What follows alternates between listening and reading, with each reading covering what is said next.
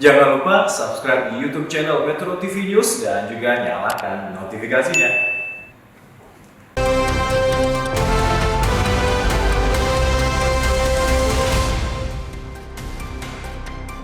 Kementerian Dalam Negeri menyiapkan pejabat kepala daerah untuk mengisi kekosongan 101 kepala daerah yang masa jabatannya nanti akan habis di tahun 2022 ini. Muncul saran agar pemerintah menggelar uji kelayakan dan kepatutan terhadap pejabat pengganti kepala daerah yang purna tugas.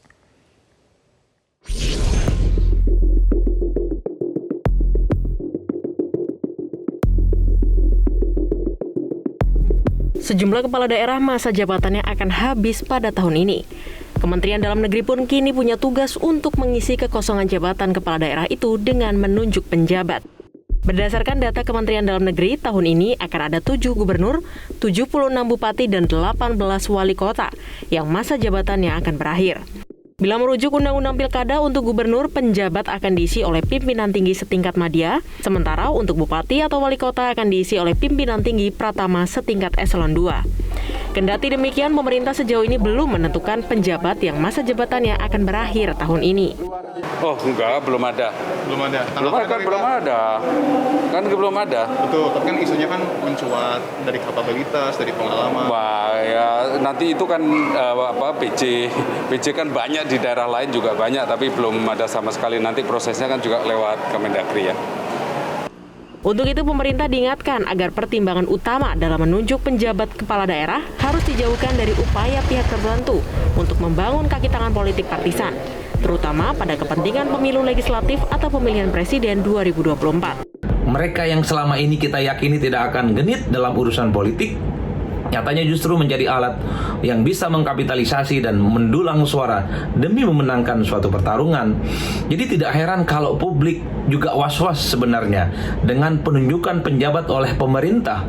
Mereka nantinya juga akan genit dan tertarik dengan urusan-urusan politik elektoral, genit untuk mendukung salah satu calon tertentu, dan sangat rentan untuk dimobilisasi mendukung salah satu partai politik tertentu. Bahkan bila perlu, pemerintah melakukan uji kepatutan dan kelayakan untuk memastikan integritas dan rekam jejak para penjabat. Mekanisme seenggak-enggaknya mengakomodir bagaimana mereka lebih legitimate. Misalnya ada semacam TPA. TPA itu melibatkan juga unsur masyarakat, tim penilai air ya. Ada juga keterlibatan masyarakat menyampaikan aspirasinya. Karena ini penjabat beda dengan kalau misalnya kepala daerah ketangkep ya atau meninggal. Ini penjabat 2 tahun. 2 tahun itu kan mengatur hidup orang banyak. Beliau harus ya legitimasi nggak biasa saja, nggak seperti penjabat di kasus-kasus yang lain. Salah satu provinsi yang akan mengalami masa kekosongan gubernur adalah DKI Jakarta. Anies Baswedan akan mengakhiri jabatannya sebagai gubernur pada 16 Oktober mendatang. Tim Liputan, Metro TV. Ketua Fraksi PDI Perjuangan di DPR RI, Utut Adianto menyebut pejabat kepala daerah yang akan ditunjuk pemerintah tidak boleh orang yang berpotensi partisan dengan partai politik, termasuk partisan PDI Perjuangan. Karena itu ia mendorong agar sistem penunjukan penjabat kepala daerah yang berlangsung di Kemendagri dihormati oleh seluruh pihak. Gubernur kan eselon 1, kalau untuk kabupaten kota eselon 2 atau yang setara, orangnya apa aja ada. Nah yang sekarang kita batasi adalah orang-orang yang potensi partisan. Partisan kepada partai politik tertentu. Artinya PDI Perjuangan juga tidak ingin itu kepada kita, karena kita diajarin adil. Nah kalau bagaimana ya ini udah kesepakatan. Kalau udah kesepakatan seperti ini ya dijalani. Ya, pemerintah kini punya tugas untuk menyiapkan sejumlah penjabat yang memiliki kemampuan bekerja di tahun politik. Lalu bagaimana menangkal tudingan bahwa penjabat yang dipilih pemerintah tidak memiliki kepentingan politik di kelompok tertentu? Kami akan membahasnya bersama tenaga ahli utama kantor staf Presiden Ade Irfan Pulungan dan pengamat politik sekaligus Direktur Eksekutif Parameter Politik Indonesia Adi Prayitno. Selamat malam Bapak-Bapak. Selamat malam Mas Wahyu. Selamat Baik, malam. saya ingin ke Mas Adi terlebih dahulu. Biasanya tidak pernah seramai ini untuk mengisi kekosongan di level kepala daerah. Tetapi mungkin karena banyak, ada 101, kemudian juga jelang Pilpres, pemilu, Bagaimana sebenarnya kalau menurut Anda melihat betapa pentingnya pos yang mengisi kepala daerah, penjabat yang akan menjabat sementara waktu ini? Ya, selama ini kan kita itu menganut rezim pemilihan secara langsung, Mas Wahyu. Jadi wajar kalau kemudian persoalan penjabat ini menjadi ramai.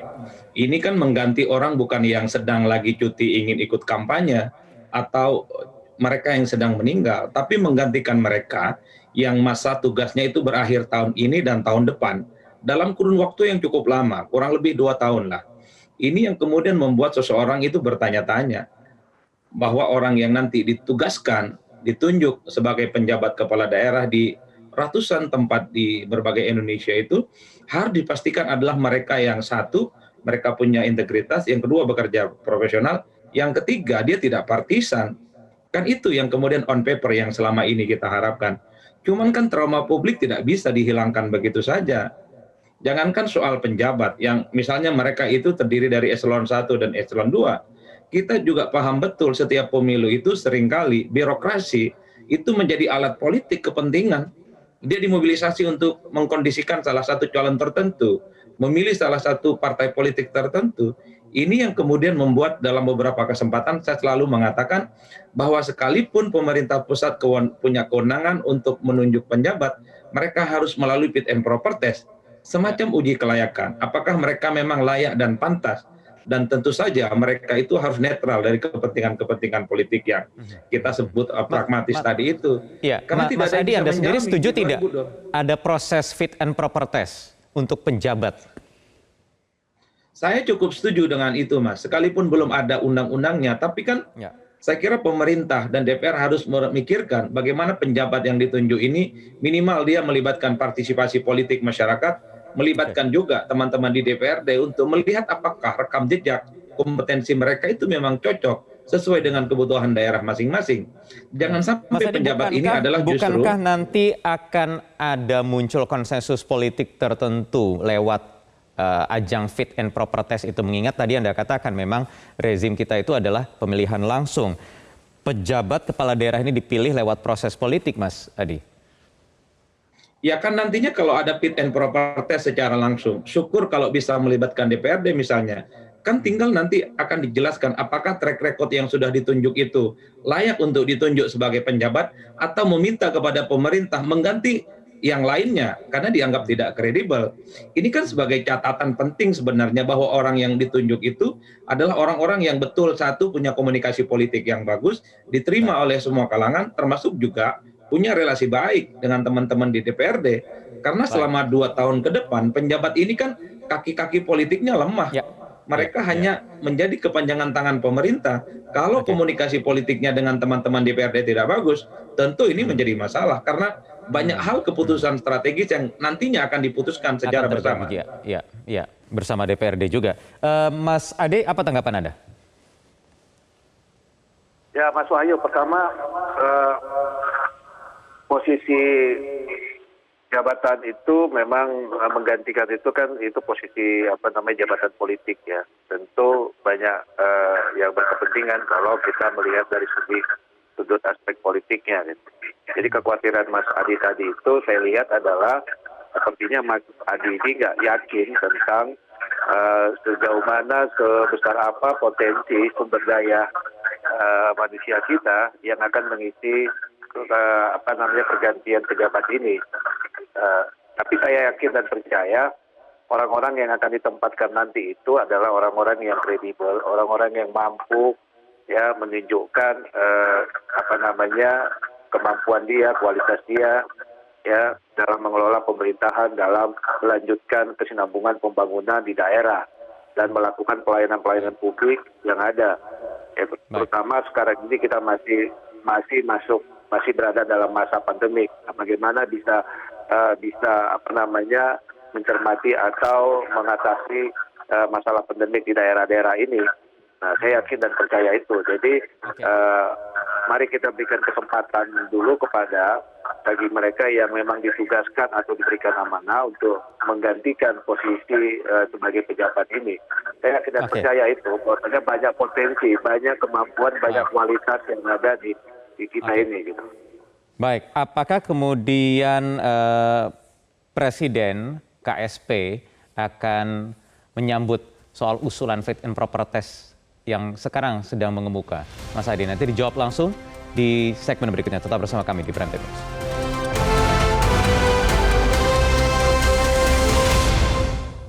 Baik, kembali kita lanjutkan. Saya ingin ke Mas Ade. Jadi Presiden, Istana, KSP apa sikapnya terhadap usulan soal fit and proper test bagi penjabat? Ya, itu kan usulan ya, Mas Wahyu ya. Tentu kita harus mematuhi regulasi yang ada. Ya, ini kan penunjukan, bukan pemilihan. Nah, kalau dilakukan fit and proper test itu kan artinya ada seleksi, ada pemilihan yang terjadi di sana. Nah, kembali lagi misalnya secara teknis ini kan yang harus dilakukan oleh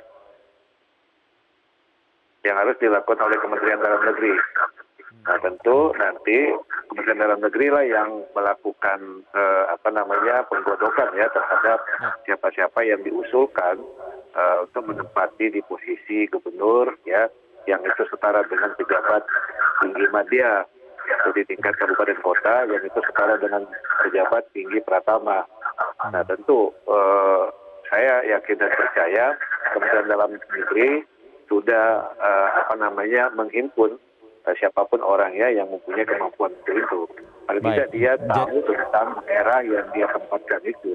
Dan dia mungkin perlu berpengalaman atau tahu suasana kebatinan di daerah tersebut gitu. Jadi tidak ada lagi gap antara misalnya dia menjabat di situ dengan pelayanan publik atau emosional masyarakat di situ yang pasti ada itu.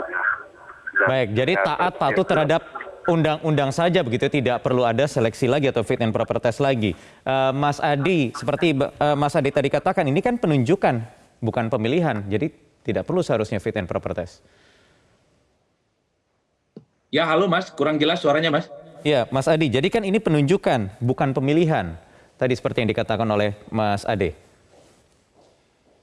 Saya kurang mendengar apa yang disampaikan oleh Bang Ade Irfan Pulungan ya. Pada prinsipnya saya mendukung adanya upaya uji kelayakan dan fit and proper test ya, untuk mengetahui secara detail sebenarnya penjabat yang ditunjuk oleh pemerintah itu adalah orang-orang yang betul-betul layak untuk memimpin sebuah transisi menuju Pilkada serentak 2024. Bukannya kita tidak percaya Bang Ade, tapi pada prinsipnya kita hanya ingin memastikan bahwa yang ditunjuk itu adalah mereka yang ditunjuk tidak salah pilih, itu satu. Yang kedua, kuncinya kalau soal ada fit and proper test saya kira di DPR dan pemerintah.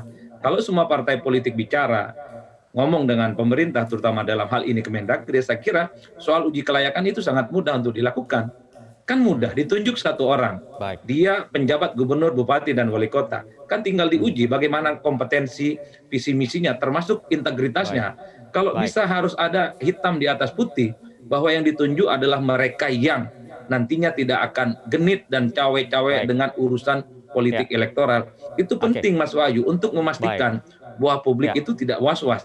Yang ditunjuk nantinya adalah mereka yang justru khawatir menjadi alat kepentingan politik tertentu di 2024, entah mendukung calon ataupun mendukung partai politik tertentu. Kepastian itu yang sebenarnya ingin ditunggu supaya apapun yang sudah terjadi belakangan bahwa birokratisasi sangat rentan dengan dunia Mas politik Adi, waktu itu kita bisa habis. dihindarkan. Tentu demi transisi demokrasi kita yang jauh lebih baik ke depan. Baik, Mas Adi terima kasih. Mas Adi Pulungan juga terima kasih. Kita akan nantikan bagaimana nanti mulai bulan Mei, nanti apakah masih ada waktu 2-3 bulan ke depan, apa yang akan dilakukan oleh pemerintah dan juga DPRD yang nanti akan ditinggal kosong oleh pejabat kepala daerahnya dan digantikan oleh penjabat kepala daerah. Terima kasih Bapak-Bapak, selamat malam.